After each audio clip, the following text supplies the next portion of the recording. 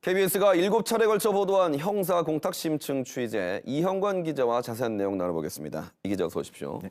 형사 공탁 1년 분석 보고서 어떻게 취재를 시작하게 됐습니까? 네, 시작은 한 통의 제보였습니다. 살인사건 피고인이 피해 유족 앞으로 공탁금 3억 5천만 원을 이제 맡겼는데 항소심에서 형량이 갑자기 4년이나 줄었다는 내용이었습니다. 피해 유족은 선고 당일에야 알게 된 공탁금 탓에 지난 1년 동안 피고인에게 엄벌을 요구한 탄원이 아무런 소용이 없게 됐다고 하소연을 했는데요. 이들은 피고인이 돈으로 형량을 산 것이 아니냐며 울분을 토하기도 했습니다. 취재진은 지난해 12월 형사공탁 특례가 도입된 이후 이런 범죄 피해자들의 목소리를 어렵지 않게 들을 수가 있었습니다. 그리고 이러한 목소리를 다음 달 제도 도입 1년이 되는 형사공탁 특례의 부작용으로 보고 광범위한 취재를 시작하게 됐습니다. 네, 2달에 걸쳐서 관련 판결문 988건, 약 1000여 건을 전부 분석을 했는데 가장 주목되는 부분은 무엇이던가요? 먼저 형사공탁 특례의 실태를 실증 분석한 것은 이번이 국내 언론사 가운데 처음입니다. 취재진은 변호사 단체의 법률 자문을 받아서 취재를 진행했는데요. 저희는 판결문에 나타난 양형 이유, 그 가운데서도 장량 감경에 특히 주목했습니다. 말이 좀 어려운데 네. 장량 감경은 재판부가 범죄 정상에 참작 사유가 있을 때 법관 재량으로 형기를 줄여주는 것을 말합니다. 당연히 이제 판단 근거와 이유가 분명해야 할 텐데요.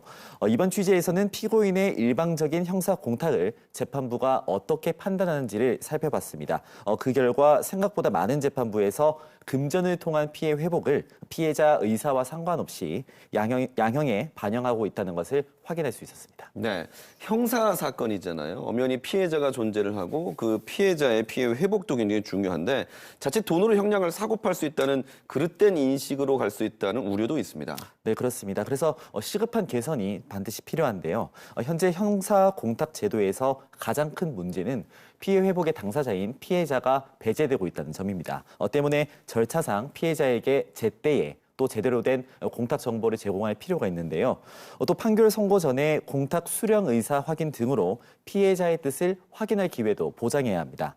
재판부도 단순히 금전으로만 피해자의 피해 회복을 판단할 것이 아니라 공탁 경위 등을 피해자 눈높이에서 살펴보고 양형에 반영할 필요가 있다고 법률 전문가들은 지적했습니다. 네.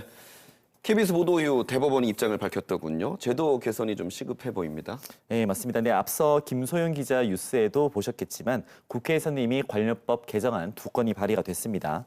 대법원 양형위원회도 KBS 창원의 답변을 통해서 공탁 양형인자의 추가 정비 방안을 심의하고 또 반영하겠다고 입장을 밝혔는데요.